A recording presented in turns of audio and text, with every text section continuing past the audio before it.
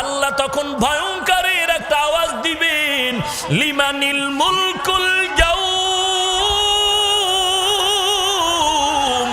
লিল্লাহিল ওয়াহিদিল কাহ্হার। আল্লাহর কুদরতের আওয়াজ এত ভয়ঙ্কর, এত ভয়ঙ্কর,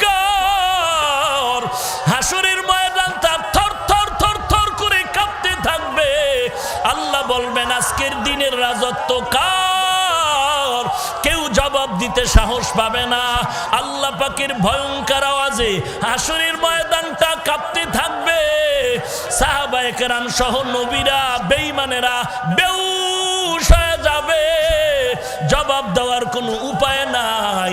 আল্লাহ নিজেই জবাব দিয়া বলবেন, লিমানিল মুলকুল ইয়াউম লিল্লাহিল ওয়াহিদিল কাহ্হার। আজকের দিনের রাজত্ব মহারাগে রাগান্বিত আল্লাহর। আল্লাহ পাকে আওয়াজ দিবেন, সবাই বেহুশ হয়ে যাবে। আল্লাহ পাক হুশে আসার পরে হুশে আনবেন, সূর্যটা নিচে নেমে আসবে।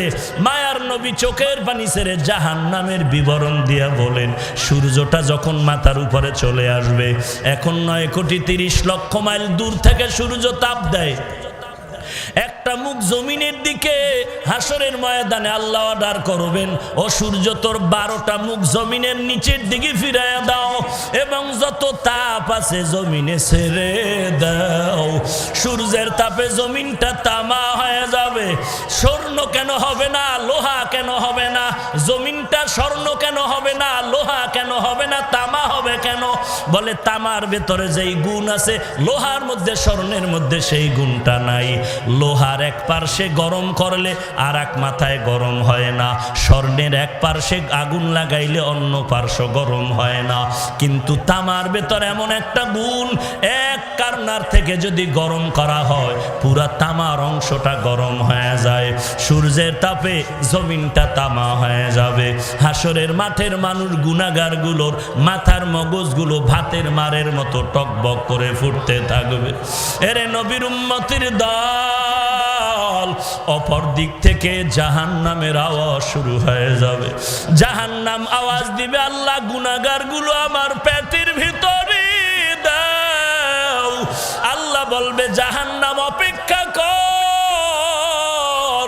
জাহান্নাম থামে না। আল্লাহ বলবেন, ও ফেরেশতা, জাহান্নামের গলায় শিকল লাগাইয়া ধরে রাখ, ধরে রাখ। জাহান্নাম যদি সামনে আগায় বিচার করা সম্ভব হবে না, শিকল লাগায়া ধরে রাখতে পারবে না। জাহান্নামের আওয়াজ, আপনার আমার মায়ার নবী সিজদায় পড়ে কাঁদবেন, ও আল্লাহ জাহান্নামের ফিরাও, ফিরাও। আমার একটা উম্মত যেন জাহান্নামে না যায়। ও আল্লাহ, দুনিয়ার জমিনে আমি উম্মতের ভুলি নাই।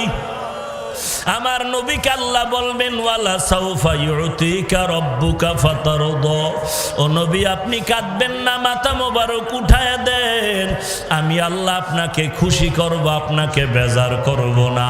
এরে নবীর উম্মতের দল, এইবার আল্লাহর একটা হুঙ্কার দিবেন বিচার শুরু করার আগে, ওয়ামতাজুল ইয়াউমা আইয়ুহাল মুজরিমুন।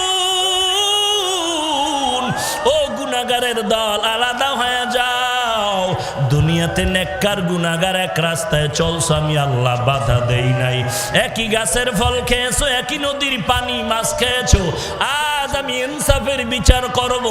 এরে নেককার যারা, তাদেরকে আল্লাহ বলবেন, ওরে নেক আমলওয়ালা আশিকের দল, তোমরা আজকে আমার সাথে মোলাকাতের জন্য আরশের নিচে যাও।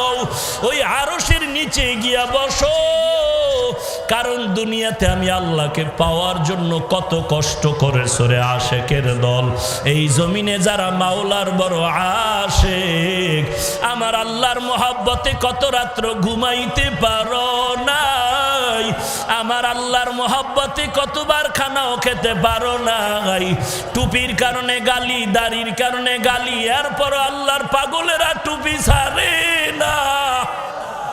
নামাজ বাদ দেয় না, পর্দা ছাড়ে না, কত হামলা, কত বিপদ। এত ঘরে চাল নাই, ডাল নাই, খানা নাই, এরপরেও হারামের দরজায় যায় না, সুদ উঠানের জন্য, লোন খাওয়ার জন্য যায় না। একমাত্র আমি মাওলা পাকের মোহাব্বতের কারণে। আল্লাহ মায়ার নজর দিয়া বলবেন, ওরে আশেকের দল, তোমরা আরশের নিচে গিয়া বসো, আমি আল্লাহ তোমাদের সাথে আজকে মোহাব্বতের মোলাকাত করব। গুনাহগারেরা তোমরা আলাদা হয়ে যাও। গুনাহগারেরা আল্লাহর ভয়ে, আযাবের ভয়ে আলাদা হতে চাইবে না। আল্লাহ বলেন, আমি নিজ হাতে তখন গুনাহগার গুলোরে আলাদা করা শুরু করব। আমি আল্লাহ এমন ভাবে আলাদা করে ফেলব, গুনাহগারেরা ধানের চিটার মতো উড়িয়া উড়িয়া জাহান্নামের দরজায় হাজির। আল্লাহর আওয়াজ, কুদরতি আওয়াজ, ওয়াসিকাল্লাযীনা কাফারু ইলা জাহান্নামা যুমারা হাত্তা ইযা জাউহা ফুতিহাত আবওয়াবুহা